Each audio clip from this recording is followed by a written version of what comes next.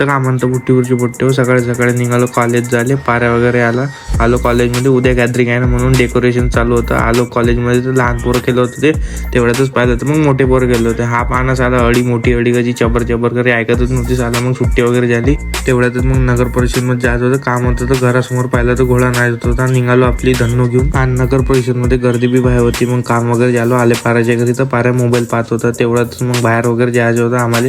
काढली गाडी आम्ही ना निघालो. मग तेवढ्यातच भाऊ आज आम्हाला डबल भयानक ट्रॅफिक लागलं. आम्ही तर पर्शन झालो यार बुट्टीपुरीवाले ह्या ट्रॅफिकमुळे. मग पेट्रोल वगैरे टाकलं. तेवढ्यातच पाहिलं तर आज बुट्टीपूर चालती शुभम धुमाल, जे मोस्ट पॉप्युलर धुमाल आहे. मग पाहिली भाऊ नाचाचं मन झालं पण नाचलो नाही. तेवढ्यातच डेअरीवर सामान गेले तर हा पाहणं झाला कसा गिटकत होता, ऐकतच नव्हता. मग निघालो घराकडे जायसाठी. तेवढ्यातच आमच्या मुलात 22 जानेवारीची पार्टी होती. सगळे पोट्टे वगैरे आले. पेटवली चूल, चालू केलं भाऊ. मग आलू भात बनवणं. मग मस्त पाणी वगैरे टाकलं, उकळी घेऊन आली. तेवढंच साला अवजार दाखवला माझ्या मित्रांना, पाय म्हणे कसं आहे. तर तेवढ्यातच भाऊ इकडे बोरफूट वाटप वगैरे झालं. सगळ्यांना हात पसरून घेऊन घेतलं. झाला शिजला मग आलू भात. पाहणं पोट्टे वगैरे वाफा निघून राहिले. तर मग ऋषा भाऊनं वाढलं सगळ्यांनी.